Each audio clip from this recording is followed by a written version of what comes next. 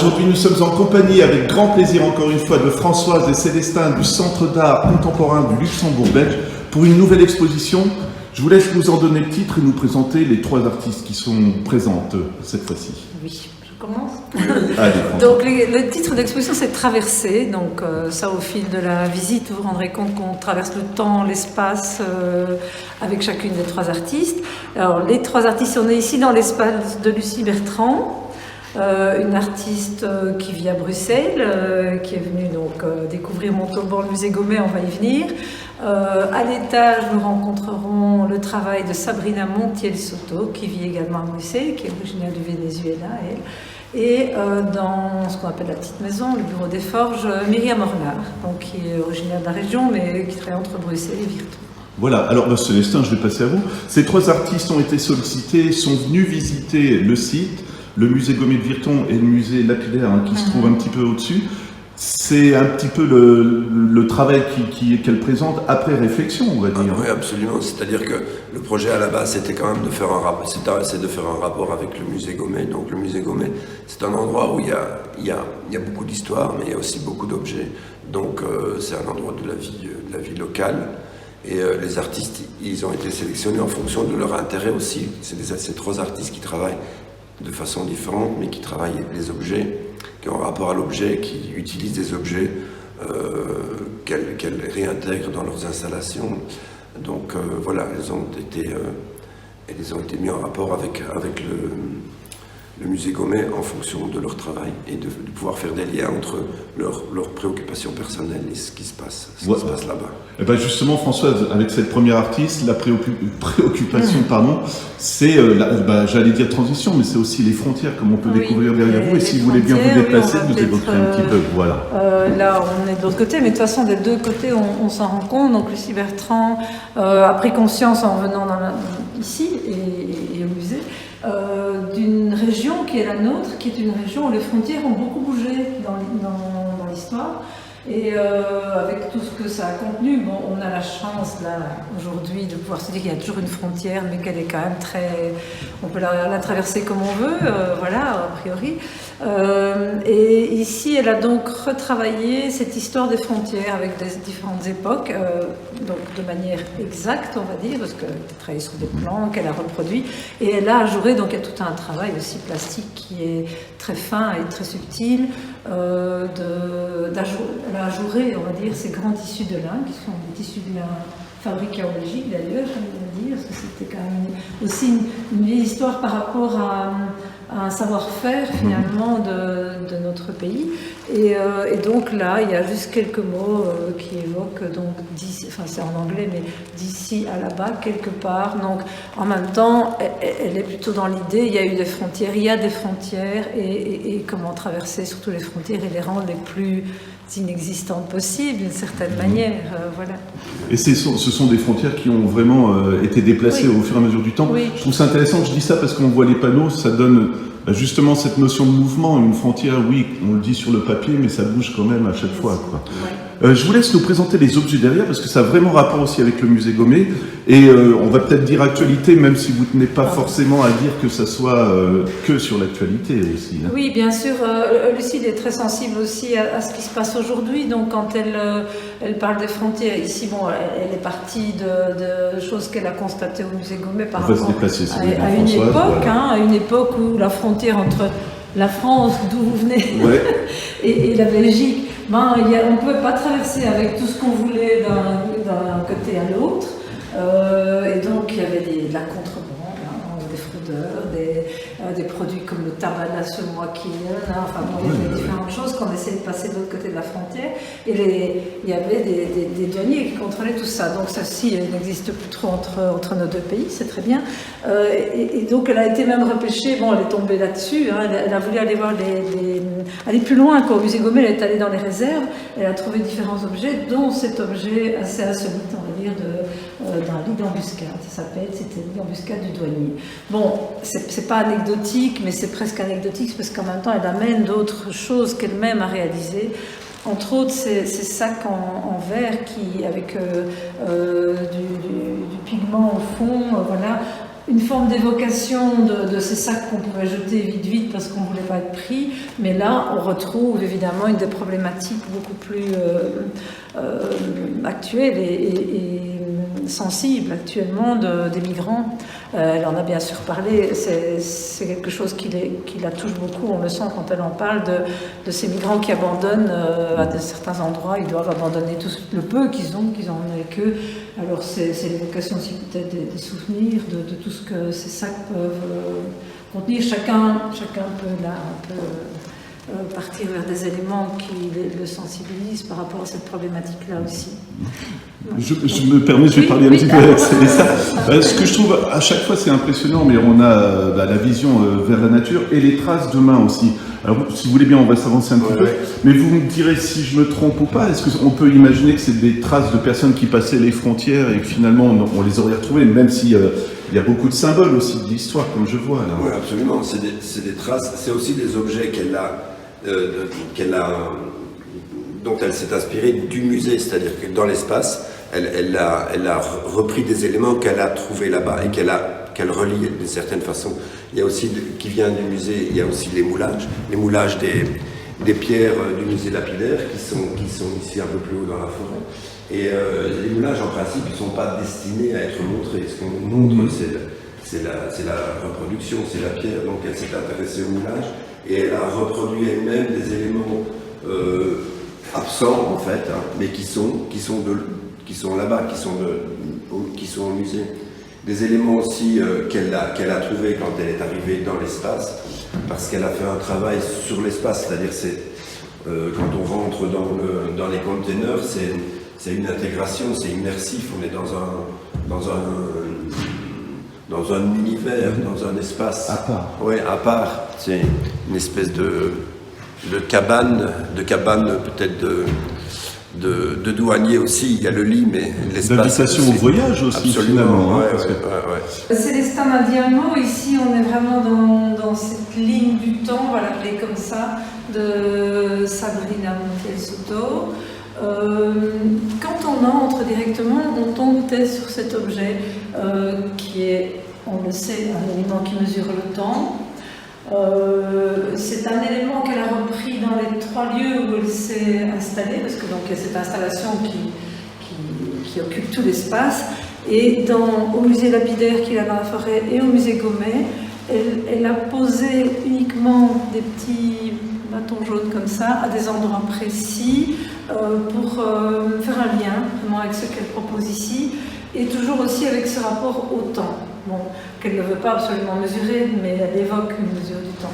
Et donc là-haut, donc au musée lapidaire, elle a posé un cadran solaire qui existe au musée Gommet, en fait, qu'elle a reproduit en terre, dans lequel se plante, on va dire, l'aiguille finalement jaune, plus 2-3 bâtons qui viennent se mêler au bloc sculpté là-haut. Et au musée Gommet, il y a de nouveau un cadran d'horloge dans la grande vitrine à l'essai, dans lequel elle a reposé cet élément. Donc elle vient poser des éléments de façon assez discrète et pas discrète, puisque c'est ce jaune, mais c'est de façon délicate, je veux dire, voilà. Plus le Cupidon qui retrouve comme des flèches, mais ce ne sont pas des flèches, mais il retrouve quelque chose qui lui donne d'ailleurs une espèce d'aura comme ça supplémentaire au musée Gommet. Donc ça.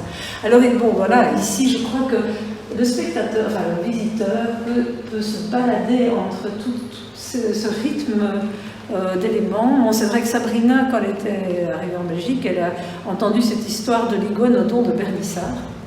Donc c'était une découverte qui a été faite au fond d'une mine d'un iguanodon il y a des millions d'années. Et quand elle est venue ici, cela dit, elle a été aussi frappée par l'histoire que je lui avais racontée sur cette mer qui était sous eau ici, hein, contrairement à l'Ardenne et le reste du pays, le reste de la Belgique du moins. C'était il y a 180 millions d'années, au Jurassique, on était sous mer chaude, etc. Donc c'était pas les iguanodons bien sûr, mais elle a fait un lien avec ce lointain là, qu'on ne mesure pas tellement d'ailleurs, en prenant cette forme, comme l'a dit Célestin, qui n'est pas un squelette de dinosaure, mais qui évoque quand même un peu cette façon de les présenter dans le musée de sciences naturelles et autres. Et puis elle recrée après, elle repositionne des objets. Donc finalement, sa colonne vertébrale est composée d'éléments de ses parcours, tant en Amérique du Sud qu'en Europe, dans différents pays. Elle reprend ici, elle s'est retrouvée chez un bouquiniste à Virton elle cherchait l'encyclopédie Marabout, elle en a retrouvé une des années 60, où les images qu'elle a choisies ne sont pas innocentes, évidemment.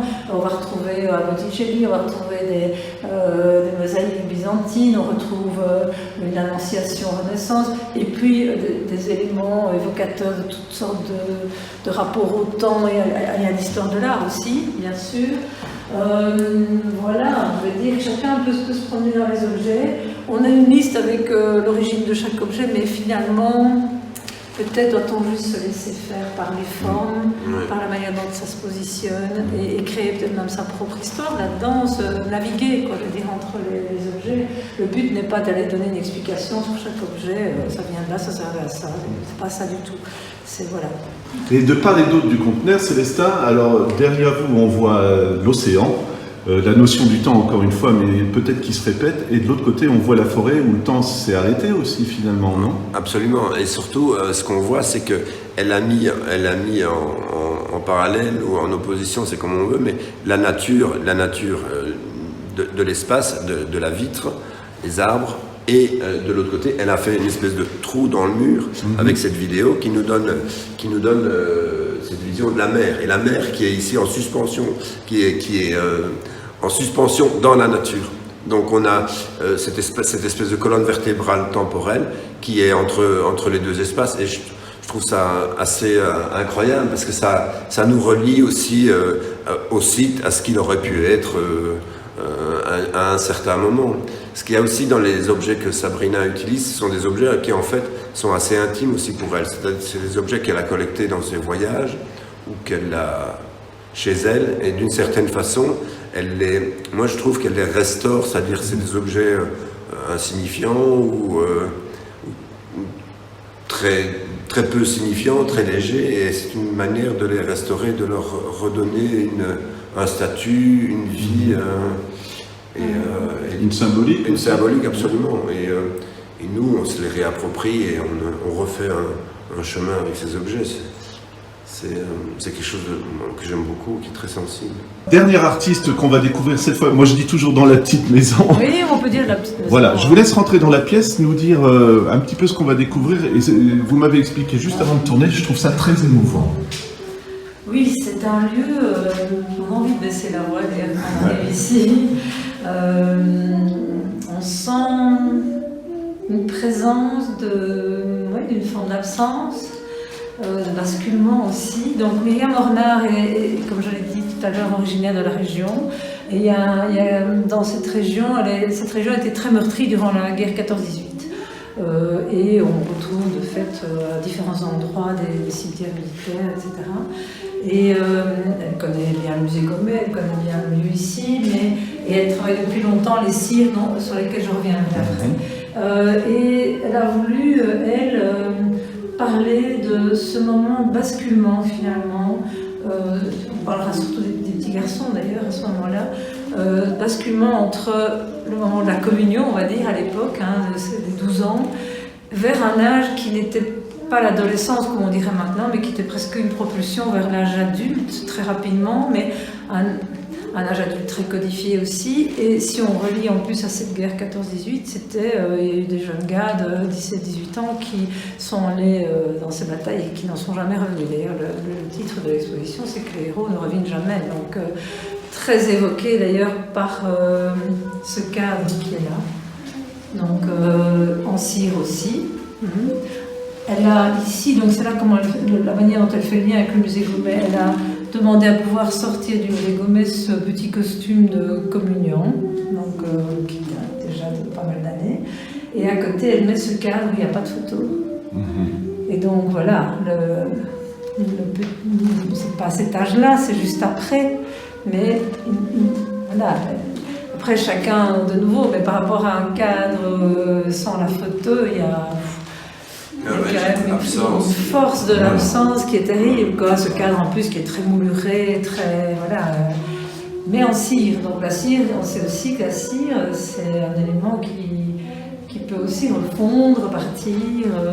Et donc on retrouve... Justement, voilà. Oui, voilà. Qu'est-ce que ça évoque alors tout ça? Par les Célestins par rapport à ça. Oui, parce que c'est très émouvant aussi la symbolique, hein, finalement.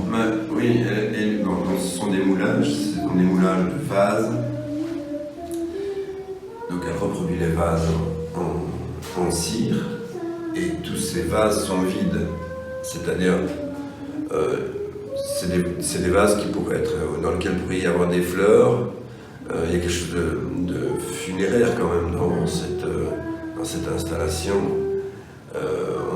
Le costume, il est absent du corps du garçon. Le cadre en cire, il est absent d'image. On a quelques éléments au mur là où on pourrait retrouver quelque chose de plus physique, de la présence du corps, mais c'est très très très peu. Donc ouais, il y a un grand sentiment d'absence dans cet espace. Alors je sais pas si vous m'autoriserez, mais quand on pense encore une fois à l'actualité, où on entend certains pays qui décident d'envoyer des jeunes au combat et que les jeunes refusent maintenant, alors qu'à l'époque ils n'avaient pas le choix, quoi, finalement, je trouve ça un lien qu'on peut faire peut-être, hein, quand même. En tout cas, elle évoque fort quand même cette période où tout était très codifié et on n'avait pas ce choix, oui, de fait. Et c'est vrai que, bon, j'habite aussi dans la région et que ces cimetières, on voit inconnus, mais on connaît l'âge des gaillards, les jeunes gars qui sont morts là, c'est très prenant, évidemment. Et puis, dans le reste, il y a toujours cette absence, mais voilà. Elle évoque vraiment, finalement, c'est vrai, ce passage-là. Donc, quand on dit traversée, c'est aussi une traversée dans la vie d'un garçon, d'un homme à cette époque-là. Là, il y a une vidéo où ça tourne autour d'une communion, en fait, dans les années 50, probablement. Et à la fois, il y a la fête et tout, mais avec cette voix qui chante derrière. C'est un peu comme presque l'annonce de quelque chose qui va mal tourner. Un peu cette fête, mais cette fête très nostalgique et peut-être plus que ça même. Et je crois que c'est vraiment présence de l'absence. Hein, oui, et aussi, Lucille Bertrand, elle fait une traversée la frontière, mais ici, la traversée, c'est de l'enfance à la guerre, en fait. Oui. Donc, c'est une autre traversée, c'est assez douloureux, mais dans la manière dont elle le met en place, tout ça est léger, c'est des tons très clairs, c'est des tissus crus, c'est de l'écru, la cire également, c'est de la cire qu'elle récupère d'office, enfin voilà, c'est des choses qui, comme un peu Sabrina, des choses qui sont récupérées, reprises, remises et auxquelles on redonne une nouvelle vie. Donc il y a aussi ce côté aussi de redonner une vie à des éléments, à des objets. La présence de la voix, c'était naturel ou est-ce qu'elle y a pensé plus tard, justement? Parce que là aussi, ça met une ambiance, hein, on va dire, quand même. Hein. Mais c'est aussi particulier. C'est elle qui a choisi d'amener cette voix, mais ça, il va peut-être falloir à l'étage pour bien se rendre compte comment cette voix envahit un espace aussi particulier. Là, encore une fois, on a presque plus envie de parler, hein, finalement, parce qu'on est dans une ambiance un peu de veillée funéraire, vous me l'accordez? Tout à fait, oui, où il n'y a pas de corps. Mais en même temps, on est là-dedans. On n'a plus que cette voix qui est là, la voix de l'enfant. Et en même temps, moi, elle avait parlé de ces rideaux qui à la fois cachent, protègent, mais aussi enferment. Et de fait, évoque ici très fort, sans doute, un lieu funéraire, oui, c'est vrai. Avec juste la fenêtre là, qui vient là derrière, laisser quand même une petite échappée un peu lumineuse. En tout cas, je ne sais pas si elle y voit une touche ou pas de vie, d'espoir. Elle ne plombe pas les choses. Hein. Moi, je trouve que ce lieu est extrêmement émouvant, bouleversant. Mais pas, elle ne veut pas qu'on reparte avec un poids sur les épaules. C'est une façon de penser aux oubliés aussi ou pas? Peut-être. Oui, mais aussi ce qui se passe dans cet espace, c'est qu'en fait, avec la voix de l'enfant, on a une très grande présence. Il y a quelque chose de très physique. De nouveau, oui. Alors on est dans un espace qui peut évoquer quelque chose funéraire, mais il y a une grande présence. Donc on a parlé beaucoup d'absence, mais il y a aussi, là, c'est très sensible. Ouais. Je repense à quelque chose que j'avais lu dans un ouvrage de Vinciane Després, je la cite puisque c'est de là que je le tiens, où elle reprenait justement par rapport aux morts le mot anglais remember.